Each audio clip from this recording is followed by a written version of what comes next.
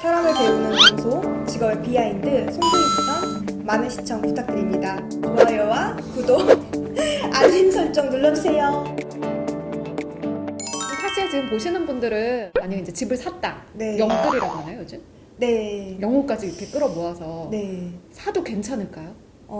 지금 우선 집값이 굉장히 많이 올라 있는 상황이에요. 예를 들어서 뭐 10억짜리 집이 15억이 됐는데 다시 10억이 되지는 못해요. 왜냐면 15억짜리 집에는 이미 13억, 14억으로 전세를 이미 들어와 계실 거고 그 전세 금액보다 이제 집값이 떨어지게 되면은 금융 혼란이 초래가 되거든요. 네. 사실 작년부터 좀 급격하게 올랐잖아요. 이게 그 전 가격으로 절대 떨어지지는 않을 거예요. 떨어진다고 해도 그 전 수준이 아니라 작은 수준으로 3개 신도시 그리고 서울 재건축이 맞물리는 시기에 공급이 많기 때문에 살짝 집값이 조정이 되는 시기가 올 건데 여기서 크게 떨어지지는 않겠다고 예상하시면 되실 것 같아요. 지금 이제 집을 사신 분들은 그러면 일단은 좀 놔두셔야겠네요. 지역에 따라서 굉장히 많이 달라지는데 우선 지금 사신 분들은 다들 연수가 좀 오래되지 않은 분들이었으면 거의 다 많이 오르셨을 거예요.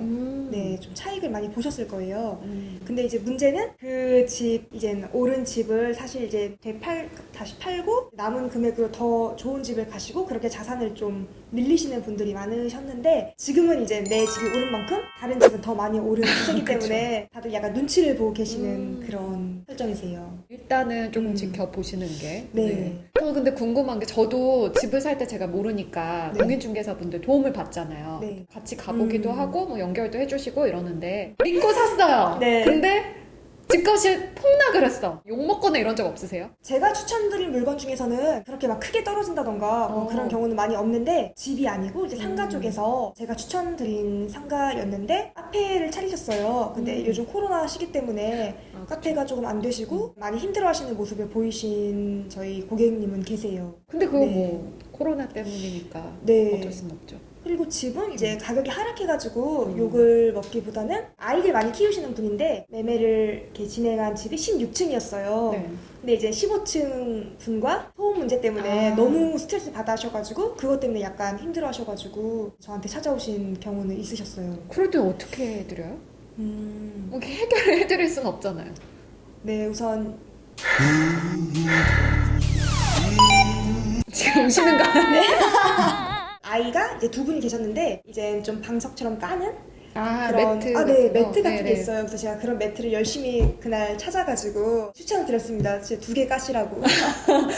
네. 집을 이제 판매하면 끝이 아니라 좀 그런 것까지도 네. 해주신 거네요.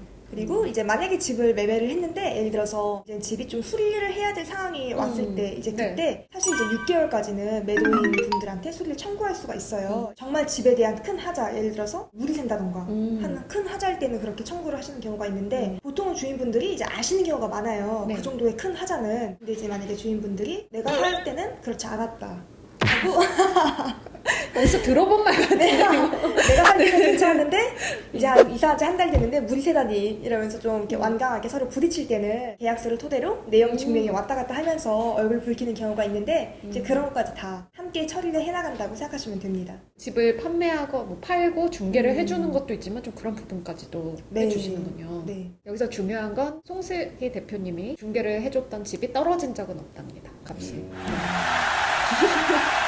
근데 이렇게 공인중개사분들 전혀 모르는 남의 집에 찾아가야 되는 거잖아요. 아, 그쵸. 그러면 어떤 분들은 뭐 이렇게 잘 해주시는 분들도 있겠지만 조금 뭐 힘든 상황이나 특히 이제 여성분이다 보니까 그런 점도 있을 것 같은데 어떤 때 가장 힘드세요? 힘든 점. 우선 강아지를 키울 때? 그러니까 동물을 키우실 때가 종종 있는데 강아지를 좀 무서워해가지고 네, 들어가기가 조금 힘들었고 그리고 이제 좀 약간 늦은 시간에 예를 들어서 오피스텔을 본다던가 근데 만약에 남자분이 오셨어요. 제가 만약에 혼자 가게 되는 경우에는 그냥 뭐 사장님 보고 오세요 하고 이제 밖에서 기다리고 있거나 이제 그런 식으로 일들 하고 있습니다. 같이 다 다니시잖아요. 그렇게 열심히 막 며칠 동안 따라다니셨는데 계약을 안 하셨어요. 그럼 그때 어떠세요? 어쩔 수 없죠. 다른 손님이 계시니까 진짜? 네, 이 손님이 나 다른 곳과 계약을 했다 그러면은 알겠습니다. 그래서 다른 손님과 열심히 일을 해야 되고 차라리 그렇게 계약을 만약에 다른 곳과 하셨어요? 그럼 이제 너무 미안한 마음이 드실 수도 있고 그러시잖아요. 그래도 이제 괜찮아요. 근데 그 대신 좀 말씀을 해주셨으면 좋겠어요. 제가 이거 어떠세요? 라고 이제 이렇게 여쭤봤을 때 죄송해요. 다른 곳을 계약했어요. 라고 하면은 이제 저도 다른 일에 집중할 수가 있는데 잠수를 타시거나 그럼 제가 이제 궁금하겠죠? 사실 뭐 힘들지만 또 어쩔 수 없는 네, 부분도 그쵸. 있고. 또 저도 이제 다른 중개사분들이 열심히 보여주셨는데 마지막에 갑자기 저한테 와가지고 이거 어떠세요? 그러니까 이거 어떠세요? 하니까 가장 좋네요 하고 순식간에 계약하는 경우도 있어가지고 좋다.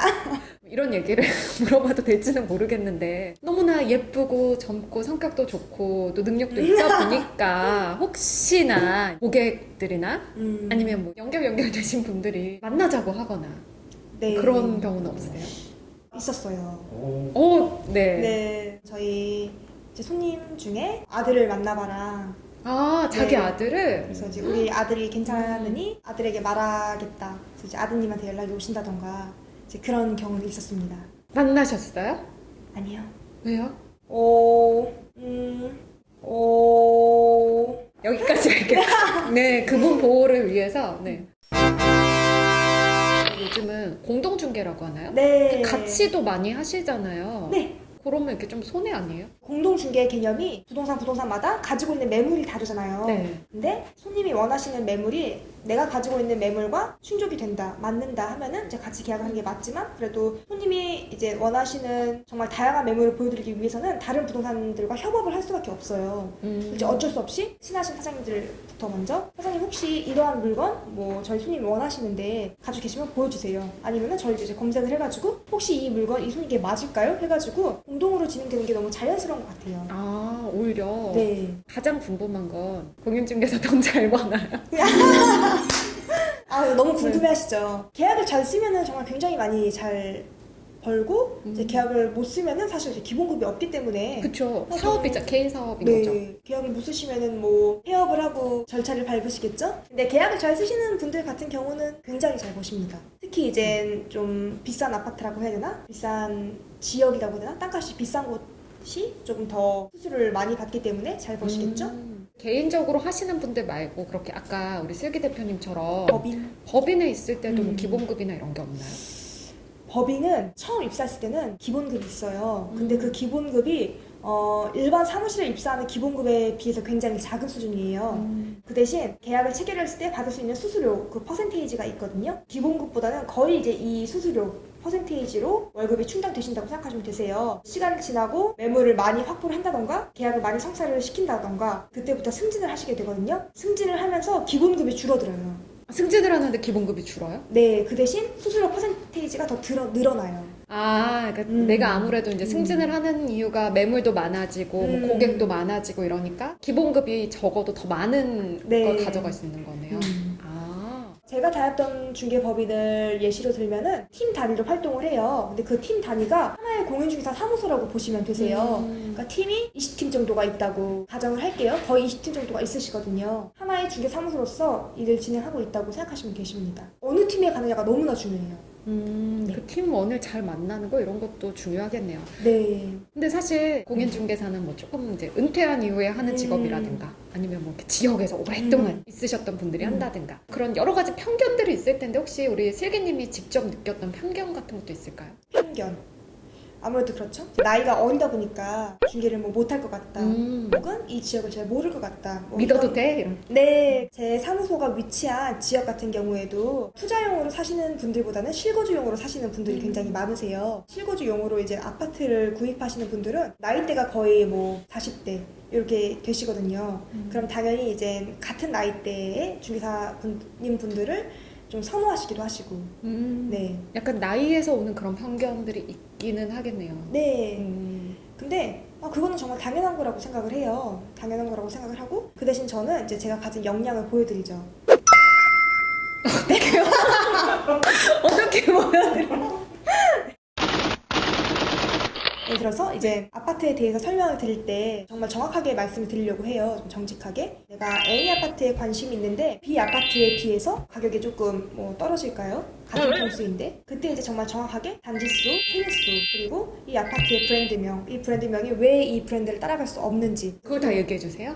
네, 정확하게 설명을 드려야 된다고 생각을 해요. 어떤 저의 손님이 A 물건과 B 물건으로 비교를 하고 계시는데 제가 가진 물건이 A 물건이고 B 물건이 이제 다른 사장님의 물건이에요. 이제 그럼에도 불구하고 B 물건이 정말 좋다면은 솔직하게 말씀을 드려야 되는 것도 그냥 맞는 일이라고 생각을 합니다. 그러려면은 지역의 아파트에 대해서 굉장히 분석이 많이 되어 있어야 돼요. 정말 그게 합격한 이후에도 끊임없이 공부를 네. 해야 되는 거네요. 그리고 또 법도 계속 바뀌고. 네, 요즘 또 법이 하도 많이 바뀌어가지고 사실 우리가 뭐 공인중개사 이렇게 누군지 그걸 찾아보고 가는 게 아니라 아니면 뭐 이렇게 인터넷으로 네, 간단하게 인터넷. 검색해보고 가는데 그랬을 때 딱 문 열었는데 너무 젊은 공인중개사인 거예요. 그래서 혹시 좀 잘 못할 거니 이렇게 무시를 한다거나 뭐 그런 경험은 없으세요? 딱 문 열고 이제 제가 앉아 있으니까 실장님, 뭐 사장님 어디 계세요? 뭐 이렇게 말씀하셔가지고 아직 직원인지 아셨구나. 네, 그래가지고 네. 제가 사장님이에요. 이렇게 말씀하시니까 의무형을 이제 딱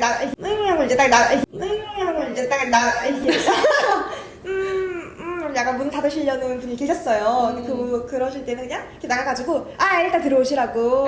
네. 사장님 일단 들어오세요. 앉아보세요. 어떤 것 때문에 오셨냐고 다른 아파트에 대해서 비교하는 그런 설명 그런 거를 듣고 이제 판단을 하시겠죠. 그리고 가장 중요한 게 저는 매물을 보여드릴 수 있는 스피드라고 생각을 해요. 매물들이 빠르게 소진이 되기 때문에 남아있는 물건이 무엇인지를 매일매일 숙지를 해가지고 그거를 그대로 말씀드리고 이러이러한 물건이 나와있다고 지금 플랫폼에 떠있는 경우도 있지만 네. 사실은 이제 물건이 팔려있을 경우도 있거든요. 그쵸. 팔려있지만 너무 이제 많은 부동산들이 그 물건을 가지고 있기 때문에 누가 팔았는지 몰라서 아직 물건이 떠있는 경우가 있으세요. 허위 물건이 아니고 정말 몰라가지고 네. 이제 그런 것들을 하루하루 숙지를 해가지고 정말 남아있는 물건인지 그거를 먼저 파악해놓는 게 가장 중요한 것 같아요. 마지막으로 또 이제 집을 구입하신 분들, 집뿐만이 아니라 뭐 사무실이나 상가나 뭐 여러 가지 구입하신 분들도 있으실 거 아니에요. 그분들에게도 좀 이런 점을 주의하시라거나 아니면 이런 거 잘 보셔야 된다. 이런 것도 얘기해 주시면 좋을 것 같아요. 잘 보셔야 된다. 무조건 등기시죠. 권리 관계가 정확히 파악되어 있는 거 그것을 가장 중요하게 보셔야 되고 예를 들어서 뭐 재건축이나 뭐 재개발 지역이라고 하시면은 내가 정말 이 빌라를 매입해서 실거주를 하면은 입주권이 나올 것인지 나오지 않을 것인지 그런 정책적인 사항도 알아봐야 되고 이 목적에 맞게 서류들이 다르세요. 그런 서류들을 권리 관계들을 먼저 알아보는 게 가장 중요한 것 같습니다. 보통 요즘에는 이제 전세 계약을 하시면서 깡통 전세, 이제 역전세 현상이 올까봐 굉장히 많이 두려워하시는 것 같아요. 그럴 때 저는 호갱노노 같은 이제 어플을 통해서 주변 시세를 보는 것도 너무나 중요한데 전세 보증보험을 드는 것을 정말 추천을 드려요. 전세 보증보험으로 내가 나가고 싶을 때 이 집이 경매가 넘어간다고 하더라도 나는 보증금을 선순위로 먼저 받고 이제 나갈 수 있는 그런 제도를 마련해 주는 것을 추천드립니다. 사람을 배우는 방송 직업의 비하인드 송소희부터 많은 시청 부탁드립니다. 좋아요와 구독, 알림 설정 눌러주세요.